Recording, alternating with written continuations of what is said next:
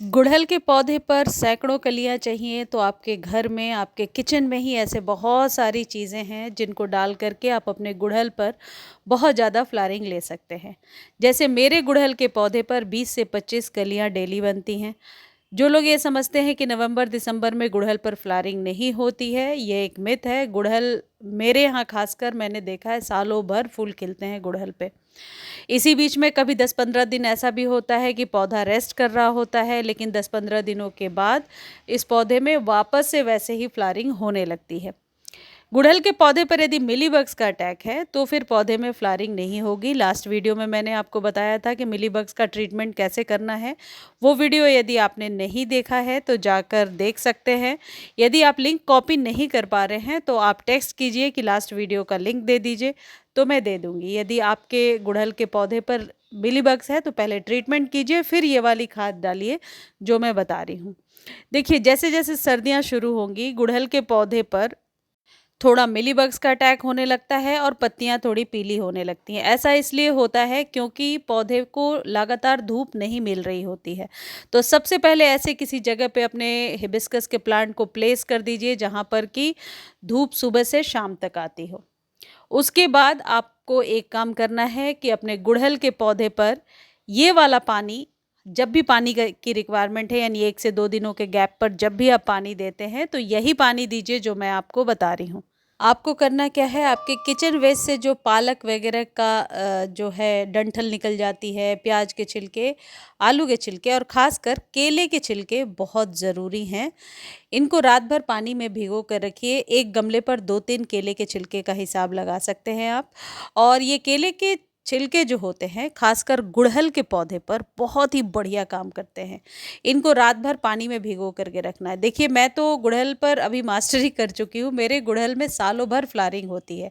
केले के छिलकों को कट करके मैं सॉइल में दबा देती हूँ। 3 से 4 दिन ऐसे ही रहने के बाद ये बहुत अच्छे से मिट्टी में मिल जाता है और फिर इसको मिट्टी में गुड़ाई करके मिला देती हूँ।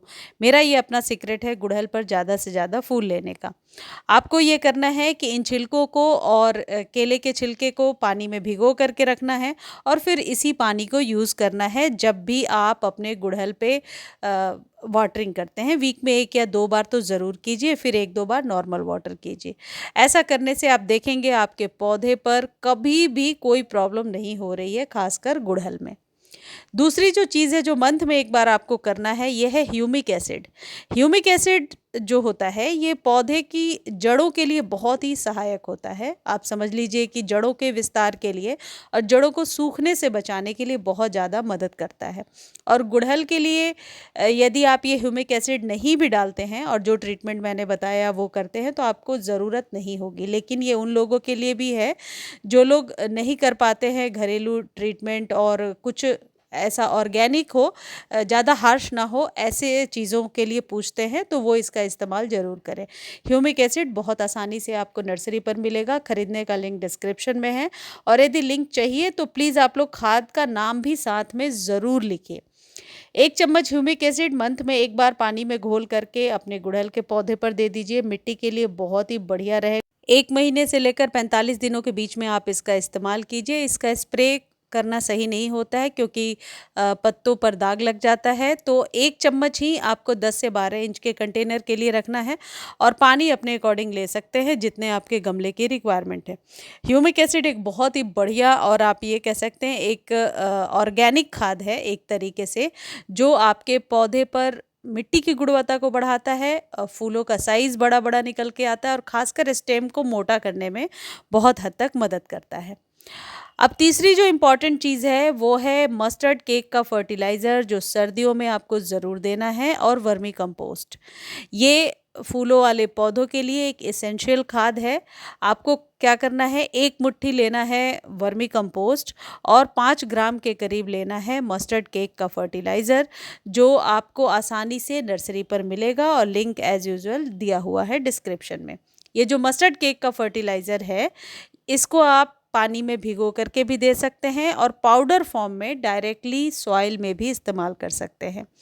ये आपके पौधे पर हर तरीके के रिक्वायरमेंट्स को पूरा करता है। जो भी पौधे की नीड है, जो एनपीके चाहिए या फिर आपके पौधे को स्टेम को मोटा करने में, पत्तियों को ग्रीनिश रखने में बहुत हद तक हेल्प करता है। हर तरीके की ज़रूरत को पूरा करता है। आप इस तरीके से मिट्टी में भी मिला सकते हैं। कई बार जब पौधा स्वस्थ होता है तो मिली बग्स का अटैक नहीं होता है। जब हम पौधे में खाद नहीं देते हैं ऑर्गेनिक या किसी तरीके के, तो वो पौधा बीमार होकर के मरने ही लगता है। पत्तियां भी सिकुड़ी हुई निकल करके आती हैं। कई लोग लिख रहे थे कि पत्तियां सिकुड़ी हुई हैं, कलियां बनती हैं, गिर जाती हैं, कलियों का साइज़ बहुत छोटा है। तो ये वर्मी कंपोस्ट और मस्टर्ड केक का फर्टिलाइज़र बहुत ही बेहतर होता है। अब आप सोच रहे हैं इन तीनों में गैप कितना रखना है? 7-7 दिनों के गैप पर दे सकते हैं। जैसे ऑर्गेनिक वाली जो फर्स्ट जो आपको प्याज वगैरह के और केले के छिलके बताएं वो दे दीजिए। उसके बाद 3-4 दिनों बाद ह्यूमिक एसिड या ये खाद दे सकते हैं। इनमें से कोई भी एक खाद आप नहीं देना चाहते हैं तो सिर्फ ऑर्गेनिक जो पील्स वाले जो आपको लिक्विड बताए हैं, सिर्फ उसका इस्तेमाल करके भी आप गुड़हल पे बहुत अच्छी फ्लावरिंग ले सकते हैं। ये मैं अपने एक्सपीरियंस से कह रही हूँ। मेरे गुड़हल पर हमेशा आप कोई भी वीडियो उठाकर देख लीजिए, एक ही गमले में बहुत सारी कलियां बनी रहती हैं। मुझे उम्मीद है वीडियो अच्छी लगी होगी। धन्यवाद।